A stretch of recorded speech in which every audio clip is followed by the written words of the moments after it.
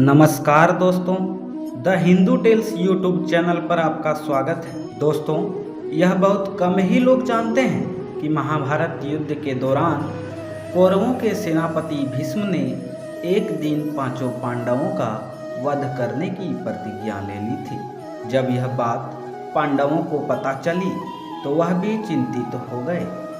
तब श्री कृष्ण ने पांडवों को एक ऐसा उपाय बताया जिसमें पांचों पांडव भी बच गए और भीष्म की प्रतिज्ञा भी सही साबित हुई।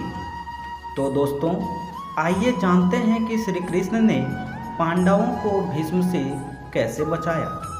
यह तो आप सभी जानते हैं, कौरवों और पांडवों की आपसी कलह के कारण महाभारत का युद्ध हुआ था।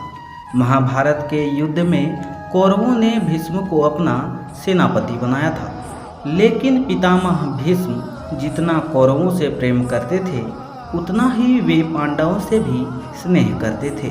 इसीलिए भीष्म के लिए पांडव का वध करना संभव नहीं था। लेकिन जब महाभारत युद्ध शुरू हुआ और 6 दिन तक कोई परिणाम नहीं हुआ तो दुर्योधन पितामह भीष्म को पांडवों के कारण अपमानित करने लगा।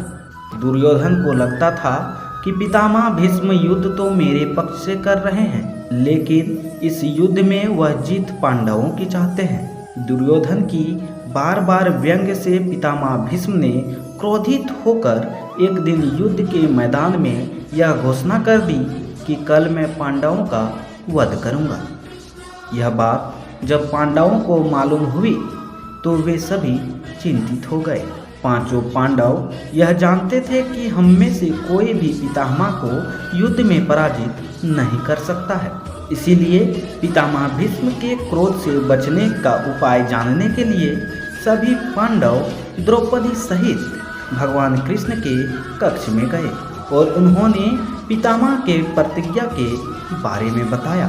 तब श्री कृष्ण ने पांडवों से कहा कि तुम लोग अपने शिविर में आराम करो और द्रौपदी से कहा कि तुम मेरे साथ चलो। यह देखकर सभी पांडवों को आश्चर्य हुआ कि यहाँ पांचों भाइयों पर संकट है और वासुदेव हमें आराम करने को कह रहे हैं, परंतु वे सभी भगवान कृष्ण को कुछ न कह सके। इधर श्री कृष्ण द्रौपदी को लेकर भीष्म पितामह के शिविर के पास गए और कहा कि अंदर जाकर पितामह को प्रणाम करो। श्री कृष्ण के अनुसार द्रौपदी भीष्म पितामह के पास गई और उन्हें प्रणाम किया तो भीष्म ने अपने कुलवधू द्रौपदी को अखंड सौभाग्यवती होने का आशीर्वाद दे दिया।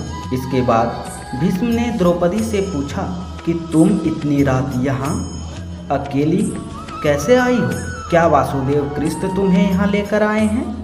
द्रौपदी ने कहा कि जी पितामह, मैं वासुदेव के साथ ही यहाँ आई हूँ और वे बाहर खड़े हैं। यह सुनकर भीष्म तुरंत ही द्रौपदी के साथ अपने शिविर से बाहर आए और कृष्ण को प्रणाम किया। भीष्म ने श्री कृष्ण से कहा कि हे वासुदेव, मेरे एक वचन को दूसरे वचन से काट देने का काम सिर्फ आप ही कर सकते हैं।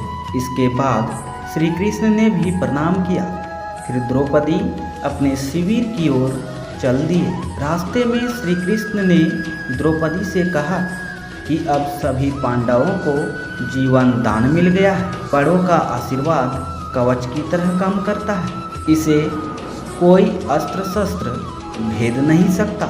आज तुमने एक बार पितामह को प्रणाम किया और सभी पांडव सुरक्षित हो गए।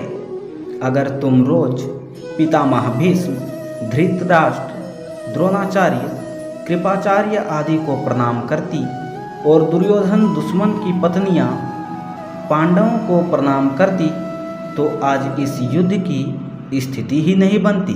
दोस्तों, भगवान श्री कृष्ण ने पांडवों को इस प्रकार बचा लिया और पितामह भीष्म के प्रतिज्ञा के भी मान रख ली।